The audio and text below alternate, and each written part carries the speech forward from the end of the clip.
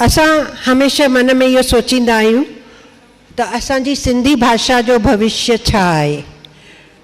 परेशानी बि आहे, थोड़ी उमेद बि आहे, थोड़ी नाउमेदी बि आहे। इन विषय ते पंहिंजा वीचार पेश करण अची रही आहे सुश्री जिया शहाणी। जिया शहाणी पंहिंजे पेपर में सवाल उथियारो आहे, सिंधी भाषा के ज़िंदा रखण लाइ सिंधी स्त्रीअ जो योगदान। सिंधी स्त्री छा छा करे सघे थी जैसां सिंधी भाषा ज़िंदा रही सघे। जिया शहाणी। हिते हाज़िर सभिनी महिमाननि, भेनरुनि ऐं असांजे समाज जे अॻुवाननि ऐं जेके कुझु भाउर आहिनि सभिनी खे जिया शहाणी जो नमस्कार। मुंहिंजो विषय आहे सिंधी भाषा खे ज़िंदा रखण में सिंधी स्त्रीअ जो योगदान। सिंधी ॿोली ऐं साहित्य सिंधियुनि जी समृद्ध ज़िंदगी ऐं सोच जो आईनो आहिनि। हिन ॿोलीअ खे शाह लतीफ़, सामी, सचल, रोहल, बेदिल ऐं बेकस अहिड़नि महान कवियुनि वधीक मिठड़ो बणायो आहे। तव्हांखे शायदि ॼाण हुजे त सिंधी शास्त्रीय कविताउनि जो इतिहास त 900 साल पुराणो आहे, पर इहा असांजी बदनसीबी आहे जो कुझु विदेशी हमलनि जे करे असां पंहिंजे ॿियनि विषयनि जो साहित्य जीअं त गणित, खगोल विज्ञान ऐं शिल्पकारी, कला, ज्योतिष, चिकित्सा, इहो सभु असांजो सिंधी विषयनि जो ज्ञान असां संभाले न सघिया आहियूं ऐं विदेशी हमलनि में असां इहो सभु विञाए छॾियो आहे। पर केतिरनि ई अरबी मुसाफ़िरनि जे लेखणियुनि मां असांखे इन जा मिसाल मिलिया आहिनि ऐं उन तव्हांखे ख़बर हुजे त पुराणे वक़्त में सिंध जी ॻणप दुनिया जे सभिनी खां अगरनि सिंधी अगरी शहरी सभ्यताउनि में थींदी हुई, छो त असांजी भाषा तमामु समृद्ध आहे। पर उहा भाषा त असां लाइ राज़ ई रहिजी वई आहे, छो त उन भाषा जी जेका रिचनेस हुई, जेका समृद्धि हुई, उहा असां पीढ़ी दर पीढ़ी हिक ॿिए खे वारसे में ॾेई न सघिया आहियूं, छो त असां उनजो पूरो इस्तेमालु न कयो आहे। इन करे उहा ॿोली असां लाइ अॼु बि राज़ रहिजी वई आहे। केतिरनि ई विद्वाननि इनखे सम्झण जी कोशिशि कई, पर शायदि हिक ॿिए जे नज़रिए सां सहमत न थियण करे हू हुन में कामयाबु न थिया। ऐं इन जो सभ खां वॾो सबबु हो विरहाङो। विरहाङे जे वक़्तु सिंधियुनि खे पंहिंजी जन्मभूमि मजबूरीअ में छॾणी पई, जंहिं करे हू दुनिया भर में पखिड़िजी विया। भारत में सिंधियुनि जो तइदाद त हितां जे कुल आबादीअ जे अधु टके खां बि घटि आहे। जेतोणीकि सिंधी जिते वसिया उते फूलिया फलिया, छो त हू फ़क़ति पंहिंजी ज़मीन जाइदाद सिंध में छॾे आया हुआ, पर पंहिंजा संस्कार, पंहिंजी उद्यमी भावना, भॻवान में विश्वास ऐं पंहिंजे दिली दिमाग़ी गुणनि खे साण खणी आया हुआ। ऐं इन्हनि गुणनि जे ज़रिए ई अॼु असां पंहिंजी माज़ी हालतुनि खे मज़बूत करण में कामयाबु थी सघिया आहियूं। पर अफ़सोस इहो आहे जो राज्य जो दर्जो न मिलण करे असांजी ॿोली भारत में पंहिंजूं पाड़ूं क़ाइमु न करे सघी आहे, पंहिंजो बुनियादु मज़बूत न करे सघी आहे, छो त राज्य जो दर्जो न मिलण करे उहा कंहिं कमकार जी भाषा न रही। मुंहिंजो मतिलबु आहे त कोई सरकारी कमकार या ऑफिशियल लैंग्वेज न बणिजी सघी, इन करे उन जूं पाड़ूं मज़बूत न थी सघियूं। तंहिंखां सवाइ ॾींहों ॾींहुं अॼुकल्ह वैश्वीकरण वधंदो पियो वञे, जंहिंजे करे अंग्रेज़ीअ ते ज़ोर तमामु वधीक आहे। इन सबबु सिंधियुनि खे पंहिंजी मादरी ॿोली ऐं लिपि ॿिन्ही खे बचाइण में तमामु घणी मुश्किल थी रही आहे। जेतोणीकि सिंधियुनि तरक़ी त घणेई कई, पर अलॻि अलॻि शहरनि ऐं कस्बनि में वसण जे करे हुननि खे पंहिंजी सिंधी ॿोलीअ खां वधीक मकानी भाषाऊं यानी त लोकल लैंग्वेजिस जो इस्तेमालु करिणो थो पवे। ऐं इन जे करे ई सिंधी धीरे धीरे न रुॻो समाज मां पर हाणे असांजे घरनि मां गायबु थियण लॻी आहे। ऐं इहा असांजी ॿोलीअ लाइ तमामु वॾी ख़तरे जी घंटी आहे। न रुॻो ॿोली पर इन जी गूंज असांजे साहित्य ऐं संस्कृतीअ ते बि असरु विधो आहे। मतिलबु त ॿोली, साहित्य ऐं संस्कृति सभु हाणे लुप्त थियण जे कगार ते पहुची विया आहिनि। अॼु असां कमाइण ऐं घर जी माज़ी हालतुनि खे मज़बूत करण लाइ पंहिंजी बराबरि साझेदारी निभाए रहिया आहियूं, पर हाणे असांखे इन खां बि अॻिते वधिणो आहे, छो त केतिरनि ई देशी ऐं विदेशी रिसर्च मां इहो साबित थियो आहे त पुरुषनि जे भेट में महिलाऊं न रुॻो भाषा खे तकिड़ो अपनाए सघंदियूं आहिनि, पर उन जे वाधारे करण लाइ असां में कुदरती नेमतुनि जो भंडार आहे ऐं इन सां गॾोगॾु ॿारनि खे पालण पोषण जी जवाबदारी बि असां ते वधीक आहे। पर असां ॾिसूं त छा इहा जवाबदारी असां बराबरि निभाए रहिया आहियूं? असां पंहिंजे व्यवहार खे ॾिसूं त नंढे हूंदे खां ई असां छोकिरनि ऐं छोकिरियुनि जे रांदीकनि में केतिरो फ़र्क़ु रखंदा आहियूं। जॾहिं ॿार नंढा हूंदा आहिनि त छोकिरनि लाइ असां कार, हवाई जहाज़, मोटर साइकिल अहिड़ा रांदीका पसंदि कंदा आहियूं, पर छोकिरियुनि लाइ किचन सेट या घर घर रांदि करण जूं शयूं ऐं ख़ासि करे गुॾियूं वग़ैरह। हिते आयल सभिनी महिमाननि जो हार्दिक स्वागत आहे।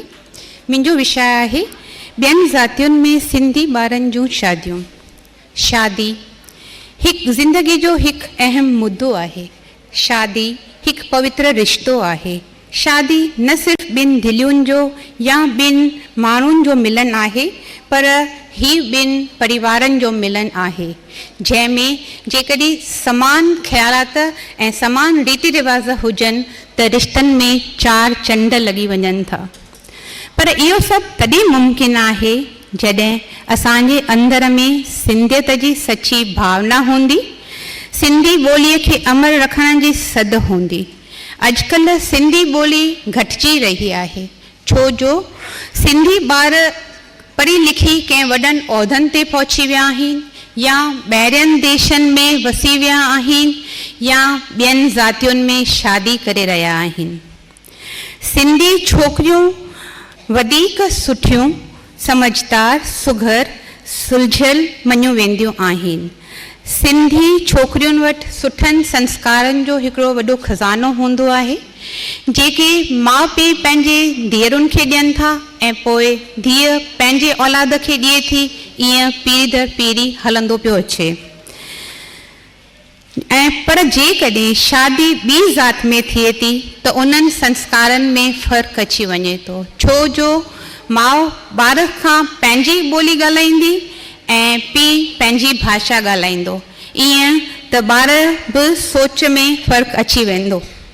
अॼुकल्ह जे ॿियनि ज़ातियुनि जा छोकिरा पाण सिंधी छोकिरियुनि खे पसंदि कनि था, छाकाणि त सिंधी छोकिरियूं घणियूं घरेलू, सादियूं ऐं स्वभाव जूं सरल हूंदियूं आहिनि।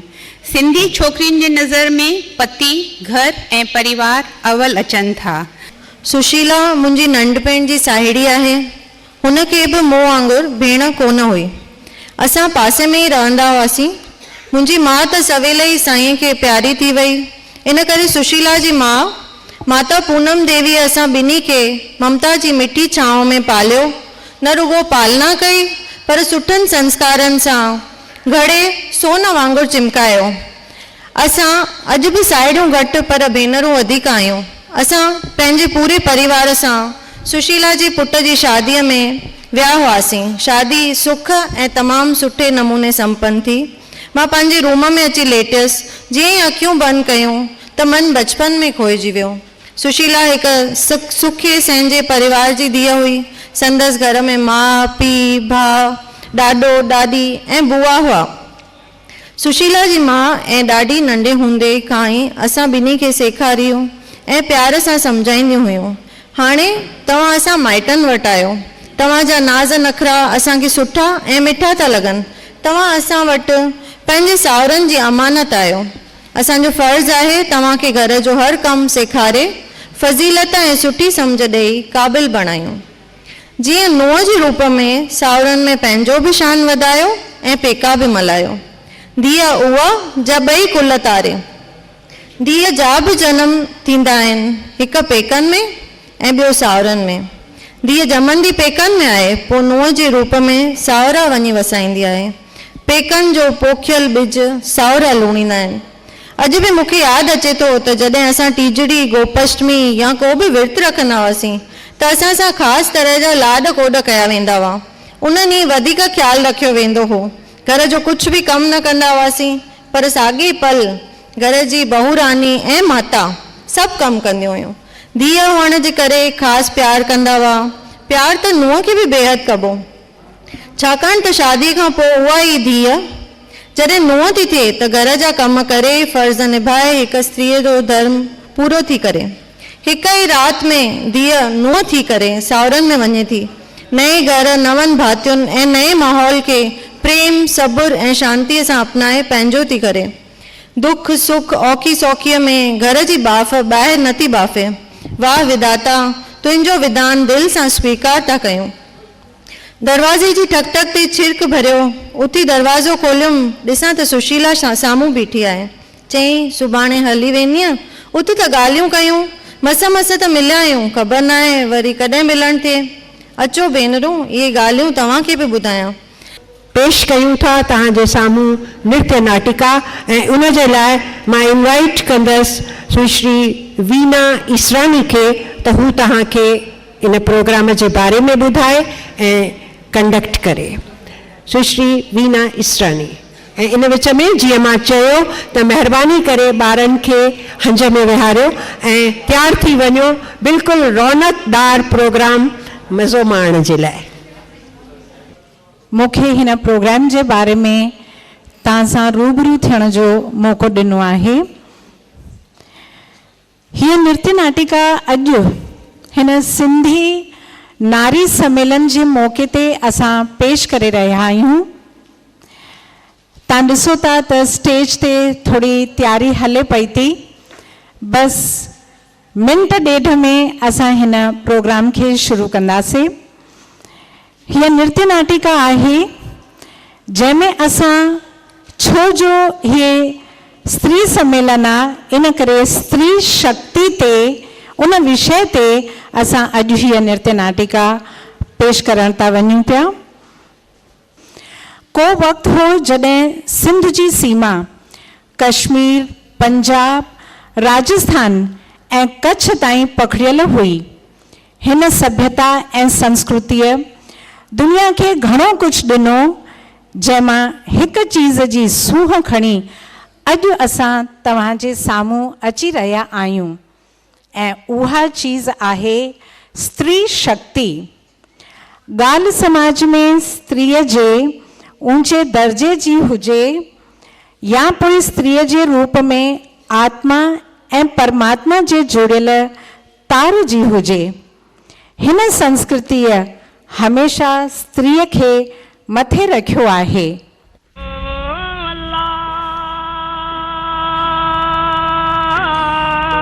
हीअ आहे शाह अब्दुल लतीफ़ भिटाईअ जी दरगाह, जिते अॼु बि सभई श्रद्धालु रोज़ दर्शन लाइ वेंदा आहिनि।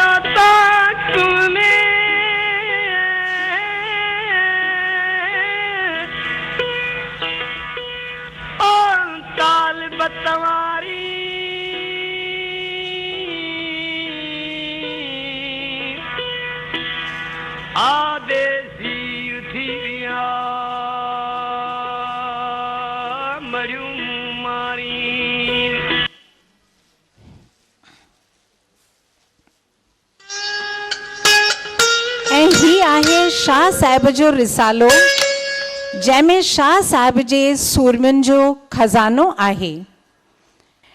ही आहे कैलाश पर्वत, जितां सिंधु लहे थी।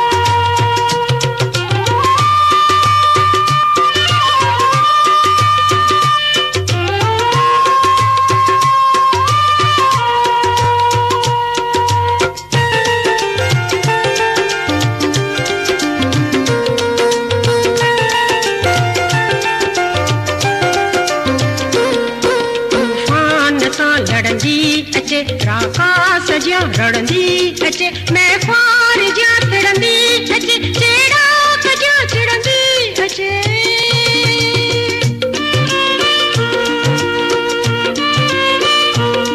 तूफान सां लड़ंदी अचे राका सजिया रड़ंदी अचे मैं ख्वार जा तिड़ंदी अचे चेड़ा कजिया चिड़ंदी अचे टकरन के तोड़ींदी अचे कोठन के बोड़ींदी अचे पस्किन के लोड़ींदी अचे गड़ गड़ कंदी सिंधु गड़ गड़ कंदी रड़ रड़ कंदी बड़ बड़ कंदी सिंधु गड़ गड़ कंदी रड़ रड़ कंदी बड़ बड़ कंदी सिंधु सिंधु सिंधु सिंधु सिंधु कैलाश का बहंदी अचे कश्मीर मां बहंदी अचे पंजाब मां बहंदी अचे टह टह कंदी सिंधु टह टह कंदी बह बह कंदी बह बह कंदी सिंधु टह टह कंदी बह बह कंदी बह बह कंदी सिंधु सिंधु सिंधु सिंधु सिंधु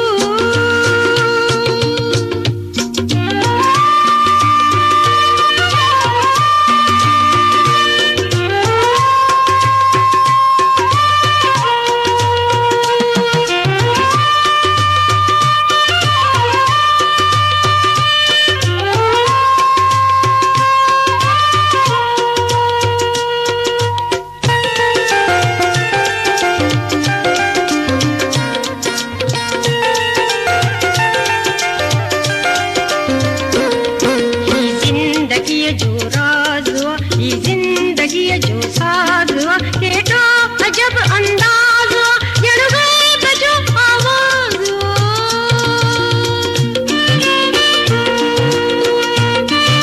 ये जिंदगी जो राज हुआ ये जिंदगी जो साज हुआ के तो अजब अंदाज हुआ जड़ गई बजो आवाज हुआ सिंदड़ी संवारींदी अचे रग रग के ठारींदी अचे जुग जुग जियारींदी अचे सिंदड़ी संवारींदी अचे रग रग के ठारींदी अचे जुग जुग जियारींदी अचे चह चह कंदी सिंधु चह चह कंदी बह बह कंदी चह चह कंदी सिंधु चह चह कंदी बह बह कंदी चह चह कंदी सिंधु सिंधु सिंधु सिंधु सिंधु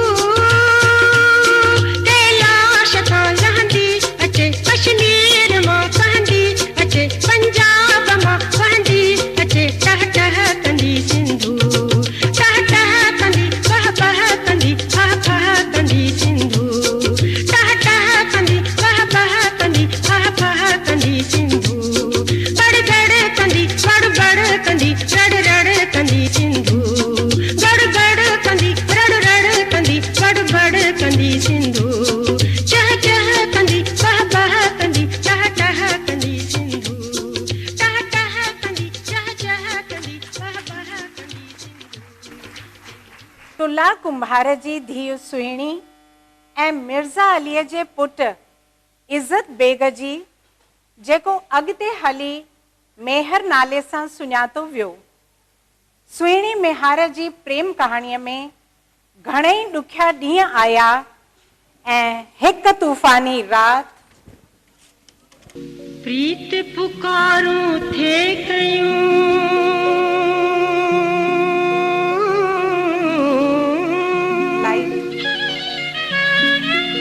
कयूं निज़ारियूं नीहां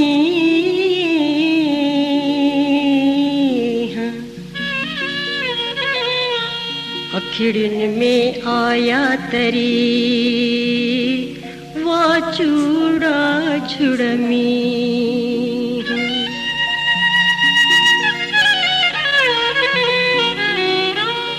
अल्लाह एक जी जल जालिया की अल्लाह पार पहुँचाई जे मेहर दे मूंखे दिला तार हल हुन पार पंहिंजे मेहर सां मां मिलां हिकु वार मूंखे दिला तार हल हुन पार पंहिंजे मेहर सां मां मिलां हिकु वार वो पंहिंजे मेहर सां मां मिलां हिकु वार वो पंहिंजे मेहर सां मां मिलां हिकु वार मूंखे दिला तार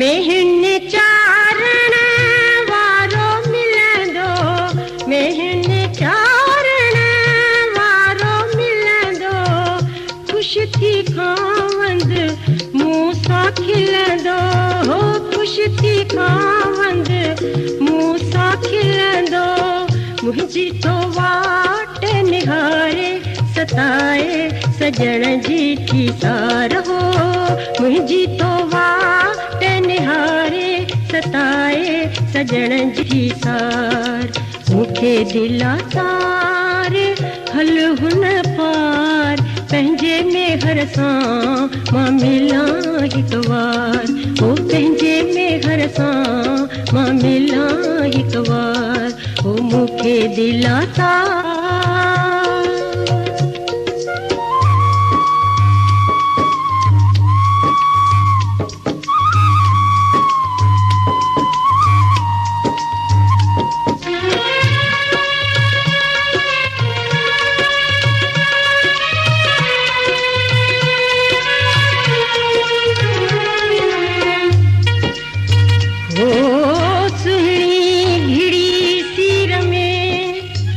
अॼु चेल्ह ॿधी चोथियो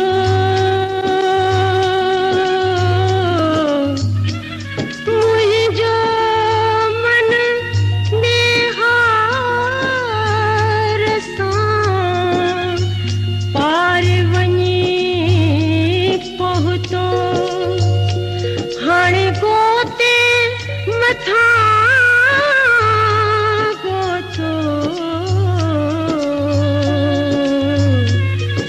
मिलां शाल में हार सां सिर में सर ॾियूं काहीं जस मां सिर में सर ॾियूं काहीं जस मां सिर जो सांगो साईं जस मां हो सिर जो सांगो साईं जस मां दर्द थो दिल खे दुखाए सताए सजण जी थी तार हो दर्द तो दिल के दुखाए सताए सजण जी थी तार मूंखे दिला तार हल हुन पार पंहिंजे मेहर सां मां मिलां हिकु वार मूंखे दिला तार हल हुन पार जे मेहर सां मां मिलां हिकु वार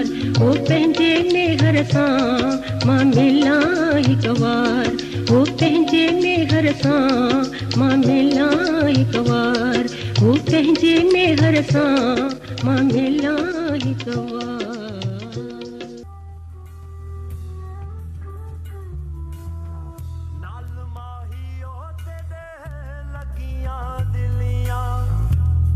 सजण ते दे लगियां दिलियां इश्क दा कलमा भर बैठे असां सिर दा सौदा कर बैठे असां सिर दा सौदा कर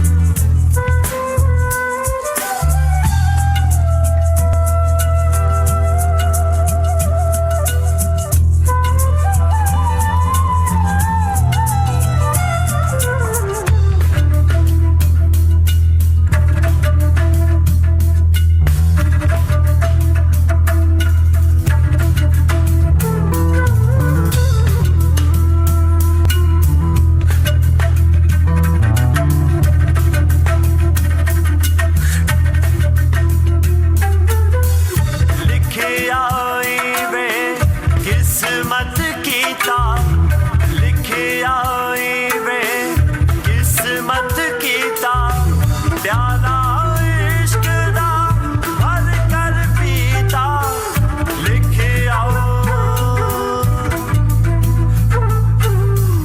प्याला इश्क दा भर कर पीता प्याला इश्क दा भर कर पीता क्या करे सी मौला दो सख मैनू क्या करे सी मौला दो सख मैनू असा यार दे मोकल कर बैठे असा सिर दा सौदा कर बैठे असा सिर दा सौदा कर बैठे नाल माहियो ते दे लगियां दिलियां नाल सजण ते दे लगियां दिलियां इश्क दा कलमा भर बैठे असा सिर दा सौदा कर बैठे असा सिर दा सौदा कर बैठे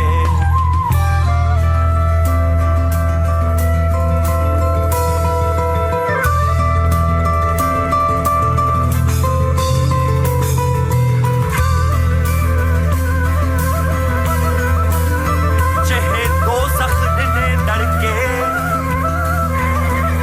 तेरी दो सख विच न रहसा जे जन्नत देनी भी दिला से तेरी जन्नत विच न तरसा जन्नत दो सख नू ही कायम रहम मैं दामन यार दा बरसा ओ जेड़ा यार फरीद कबूल करे मैं इथां वरसाना उथां वरसा हिकु बेहद ख़ूबसूरत बालकीअ जनम वरितो पर जॾहिं नाऊं खे इन ॻाल्हि जी ख़बर पई त हुन नींगरीअ जो अंग कंहिं मुसलमान सां मढ़ियल हो त हुन बालकीअ खे नंदीअ में वाहे छॾियो। भंभोर शहर वटि हीअ नींगरी महमूद नाले धोबीअ खे मिली जंहिं हिन जो नालो रखियो ससुई। ससुईअ जी सूंह ते हिरखी केच मकरान जे हाकिम आरी ॾियाम जो पुट पुनू कही भंभोर आयो। हित ससुई पुनूअ जो मेलाप थियो ऐं हुत केच मकरान में हलचल मची वई। आरी ॾियाम जा ॿिया पुट पंहिंजे भाउ पुनूअ खे हिकु ॾींहुं धोखे सां मोटाए केच मकरान ॾांहुं वठी विया। ससुई रुअंदी रही ऐं चवंदी रही पेरे पवंदी सान चवंदी सान रही वञो रात भंभोर में उतां मुंहिंजा मारू मयारू मुंझनि था। इहो चवण वारी थर जी थरे चाणी मारूईअ खे हिकु ॾींहुं उमरकोट जो बादशाह उमर खूह तां धोखे सां भॼाए खणी वियो। महल में उमर मारूईअ खे घणई ताम रेशम ऐं पट जा वेस वॻा आछिया पर मारूई त रुअंदी रही मारूअड़नि खे यादि कंदी रही ऐं चवंदी रही आऊं कीअं सेज सुभां आऊं कीअं सेज सुभां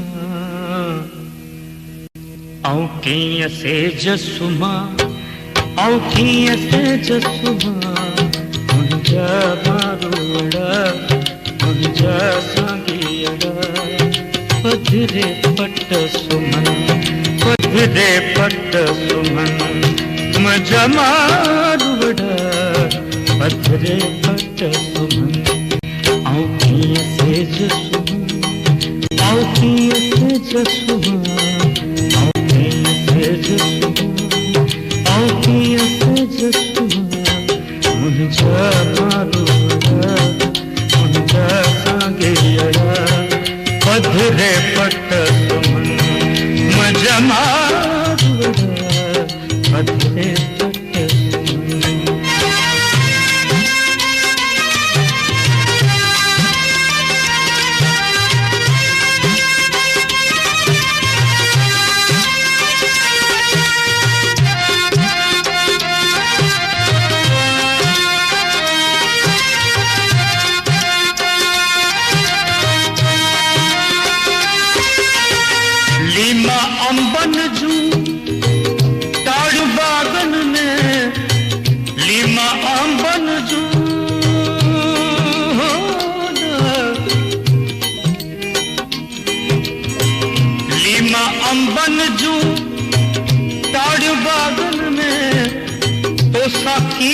करियां ॻाल्हियूं बगन में तो सां कीअं करियां ॻाल्हियूं बगन में ऐं कीअं छांव विहां ऐं कीअं छांव विहां ऐं कीअं छांव विहां ऐं कीअं छांव विहां मुंहिंजा बारूअड़ा मुंहिंजा सांघियड़ा बीठा गाह गहन मुंहिंजा मारूअड़ा बीठा गाह गहन ऐं कीअं सेज सुम्हां ऐं कीअं सेज सुम्हां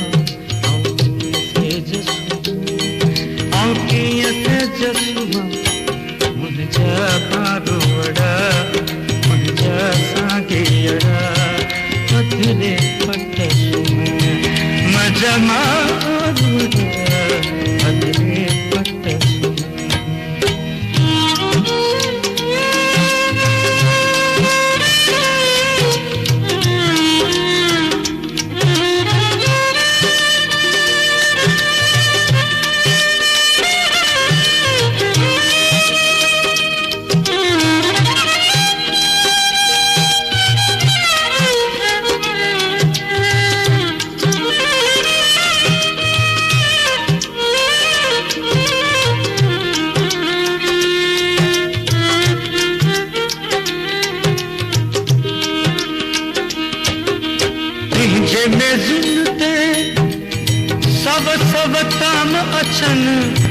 तुझे मेज़ुन ते सब ताम अचन खाइन कांग पुता झूठा जाम बचन खाइन कांग पुता झूठा जाम बचन आऊं कीअं लूण चखियां आऊं कीअं लूण चखियां आऊं कीअं लूण चखियां आऊं कीअं लूण चखियां मुंहिंजा बारूअड़ा मुंहिंजा सांघियड़ा रोज़ा रोज़ रखन मुंहिंजा मारूअड़ा रोज़ा रोज़ रखन आऊं कीअं सेज सुम्हां आऊं कीअं सेज सुम्हां आऊं सेज सुम्हां आऊं कीअं सेज सुम्हां मुंहिंजा बारूअड़ा मुंहिंजा सांघियड़ा पधरे पट सुम्हां मुंहिंजा मारूअड़ा पधरे पट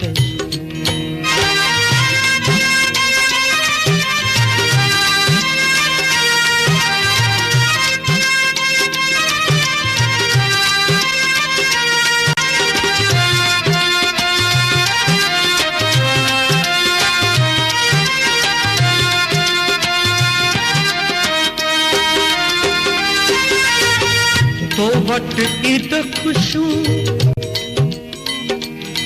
मारू मारू मारू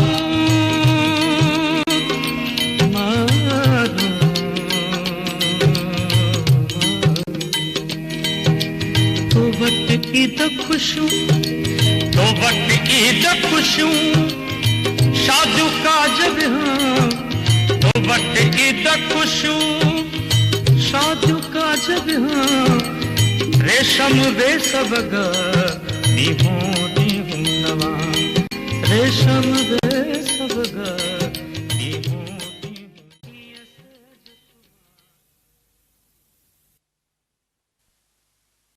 ॿिन्ही जे विछोड़े जो दर्द आहे। मूमल जी सूंह ते फिदा राणो हिकु राति ग़लति फहमीअ जो शिकार थी मूमल खे छॾे वियो ऐं उन जे वियोग में मूमल रुअंदे रुअंदे रातियूं गुज़ारण लॻी।